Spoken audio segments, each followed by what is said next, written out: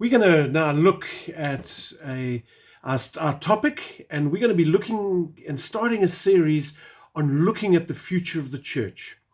And this week we're going to preach about blessed to be a blessing.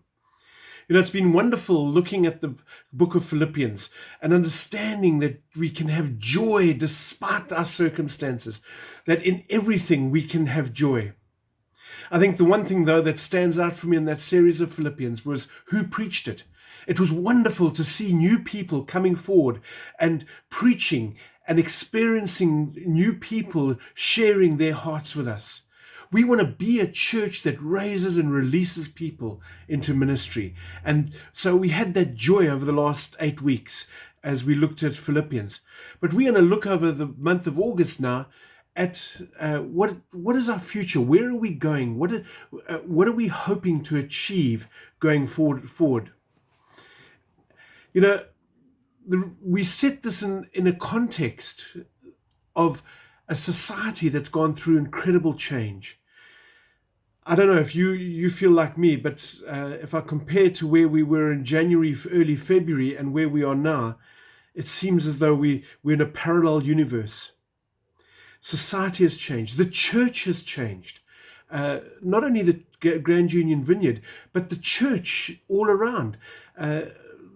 It's very interesting. As I've been talking to other pastors, one I chatted to this week estimates he's lost about 100 people who have kind of disappeared, who have wandered off, and so we've got to realize that change is here to stay. We won't go back to what we had before.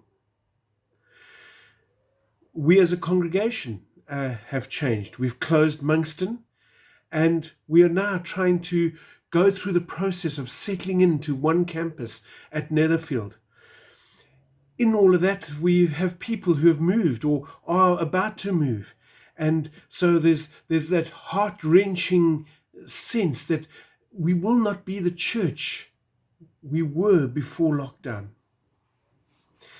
And it's because of these changes we have decided that in September we're going to focus in on community, and we're going to do that series 40 Days of Community, and we're going to look at what it means to be community, and we're going to grow in as community, and we're going to take time to focus on that.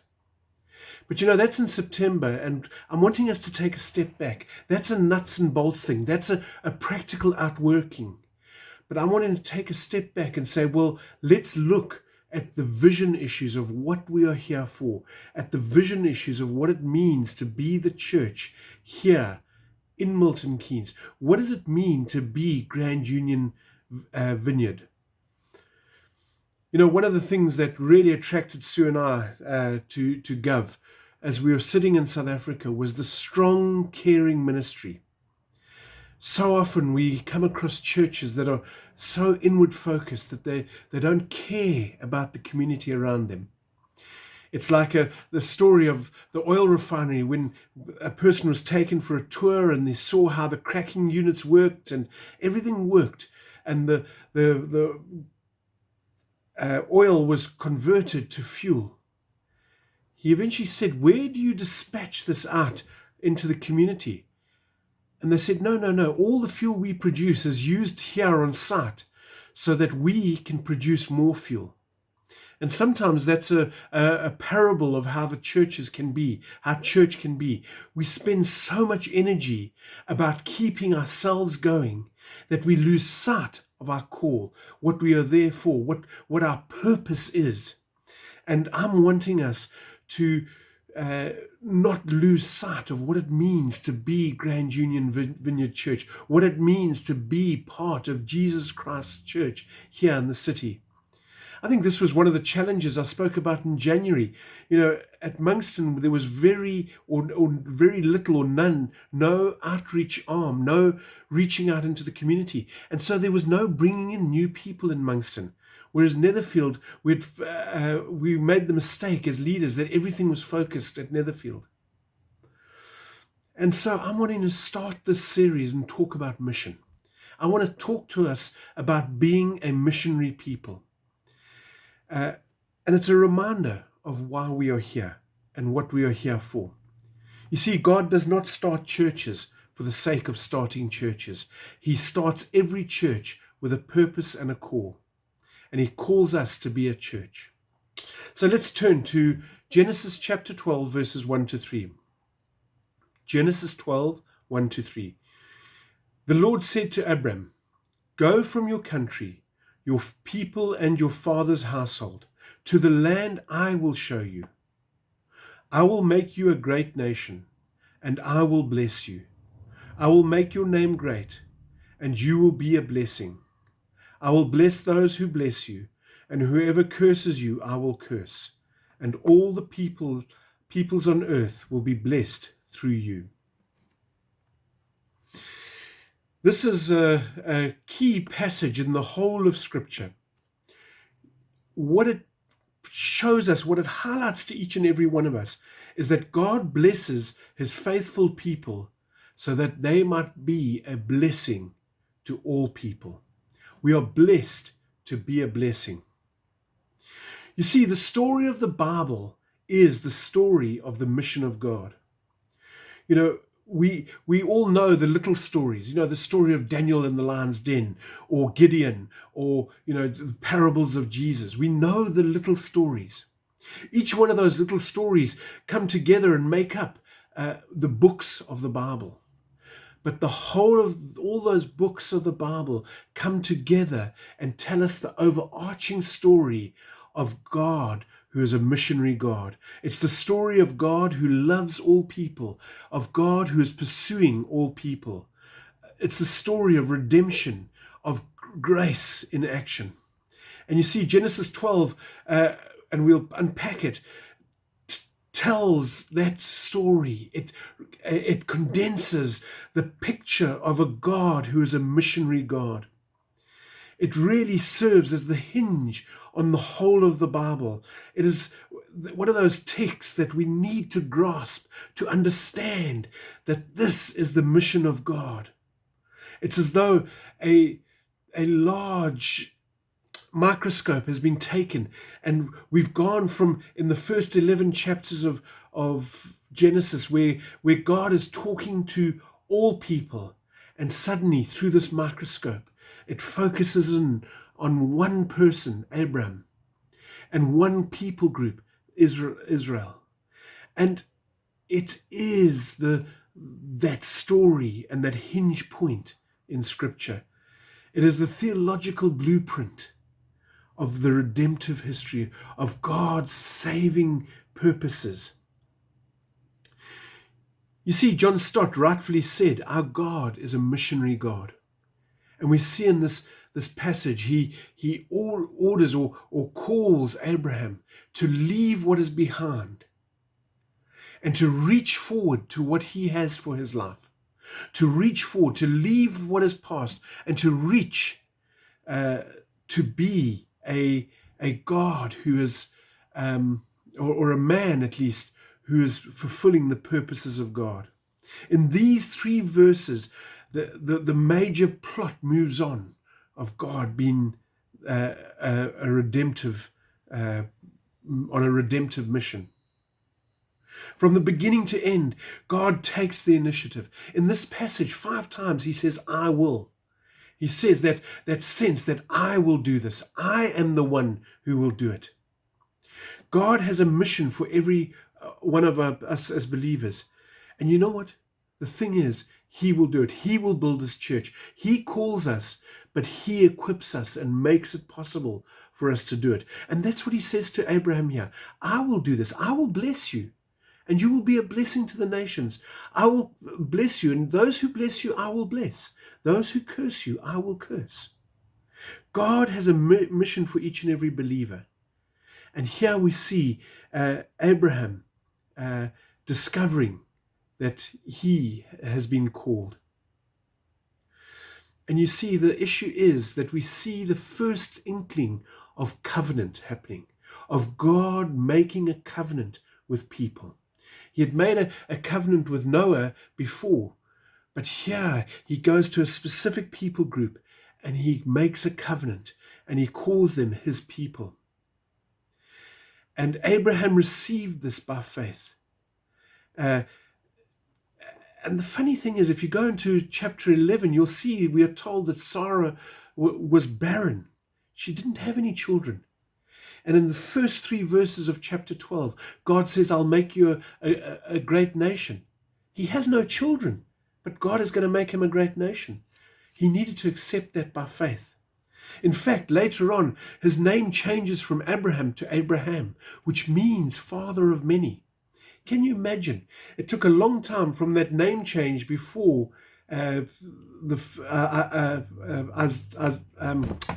Isaac was born. And so he would introduce himself. Oh, I'm Abraham. Oh, father of many. Where are your children? But as Genesis 15:6 says, and Abraham believed the Lord, and it counted to him as righteousness. He believed, and it was counted to him as righteousness. And you see, I want us to understand that was the covenant with Abraham. Now, what impact does that have on us living in a COVID world many thousand years later? Well, I think we see that if we are to understand Scripture, if we are to look at the whole of Scripture, we will see that we are grafted in to that covenant. He says, I will bless you. I will make your name great. I will bless those who bless you, and those who dishonor you, I will curse. And you know what? If you belong to Christ, God's promises and blessings are for you. That is why Paul writes in Galatians chapter 3, verse 29, if you are Christ, then you are Abraham's offspring, heirs according to the promise. So, what is he saying? That you have been bought into that covenant. In fact, if you go a couple of verses earlier in verse 17, he talks about the Abrahamic covenant, which is a covenant of pure grace. You know, we haven't seen anything of Abraham beforehand. We haven't seen Abraham doing anything for God. And yet God calls him. God sovereignly chose to call Abraham. And we, as Paul says, are grafted into that covenant. In fact, he says that for 430 years in this Galatians 3 passage, the covenant of Abraham stood, and then came the law. So he's saying to people, don't knit yourself to the law. Go to the covenant beforehand, the covenant of grace. That is the covenant that Jesus is offering. It's a grace issue. God has done the work. We are covenant people because of what God has done. In the same way he said to Abraham, I will. He says to us, I will. And all the families of the earth will be blessed. He's saying all the peoples of the earth will be blessed. And for me, there's a lovely little phrase that is used here when it talks about all the families or all the people. It's panta ta ethne. And it's all, panta is all, and ethne is people groups, as it were. And this thread goes all the way through Scripture. It's used there in Genesis 12. It's also used in Galatians 3. In you shall all the nations be blessed, all the panta ta ethlon. It's used in Matthew 28. All authority in heaven and earth has been given to me. Go therefore and make disciples of all panta ta ethlon, all nations. It's used right at the end in Revelation, where John is looking into the throne room of God, and he looks and he says, behold a great multitude, and that no one could number, from every nation, panta ta ethlon, from all tribes, and peoples and languages, were standing there. And there's this picture that at the end, the promise of God in Genesis is fulfilled in Revelation. You see that overarching story of the Bible from beginning to the end, Alpha and Omega, God is doing that, and we get to be part of it. Isn't that wonderful? We are instruments in God's mission. You see, we are called into the Abrahamic covenant. The people of God are instruments by which the mission of God is accomplished. God pursues people through people. You know, if you look at it in Matthew 10, verse 7 and 8, and as you go preaching, say, the kingdom of heaven is at hand. Heal the sick, raise the dead, cleanse out lepers, cast out demons. Freely you have received, freely give. The picture here for me is this beautiful picture that we have received this gospel of grace. Paul in Genesis and in Romans chapters 9 to 11 talks about how we are grafted into this. We have received it. We didn't do anything to deserve it. And yet we are part of it. That Abrahamic covenant, that story, that call of Abraham is our call. But it is a call that we have received freely, and therefore we go and freely give. God puts no restrictions on it, and it's wonderful. And you see, this is the point Paul is making in Galatians 5. He says that we will have fruit because of the Abrahamic covenant. Our lives will be transformed.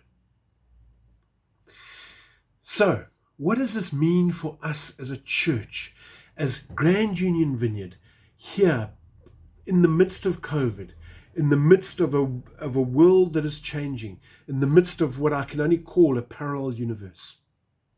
The first thing for us to know is that our identity has changed. We are covenant people. We have been called into a special relationship with God.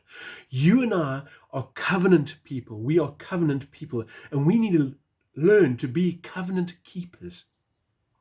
So firstly, be a covenant person. Know your identity, that you are chosen by God. You have been called by God.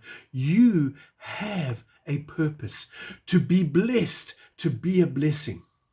You see, what happened with Israel is they took this promise, and we see by the time the Gospels are written, they had twisted it. It was no longer that they were there to be a blessing to the nations, but we are blessed. And there was this arrogance and pride that had slipped in, and they had forgotten their calling. And so Jesus had to remind them. And so he says, go therefore to all the nations, the Panta Ta'athlon. And Paul reminds us of that. He says, you're not grafted into the law, you are grafted in to the Abrahamic covenant in Galatians chapter 3. So your identity has changed. You're a covenant people. As a covenant people, you are blessed. When last did you just take time to reflect on how you are blessed? On what God has actually done for you? What the gospel actually means for you? You are blessed. But you are not blessed for the sake of being blessed.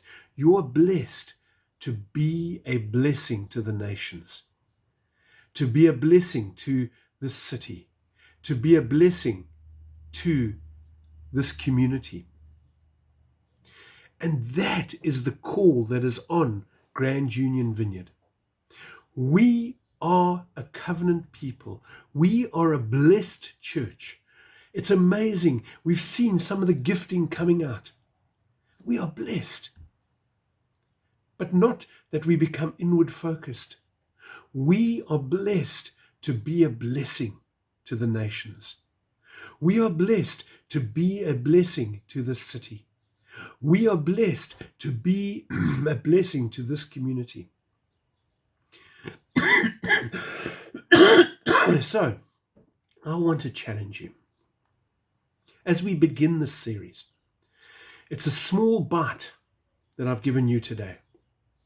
You are blessed to be a blessing. Would you take time to reflect on what it means for you, that your identity has changed. You have entered into a covenant relationship with God. Would you take time to reflect on that? Then would you remember and take time to remember that you're blessed to be a blessing. To be a blessing. You're blessed not to hold it to yourself. So what does that mean for your participation in the church? What does that mean for your participation in the life of Gov, in the life of this city? What is God calling you to today?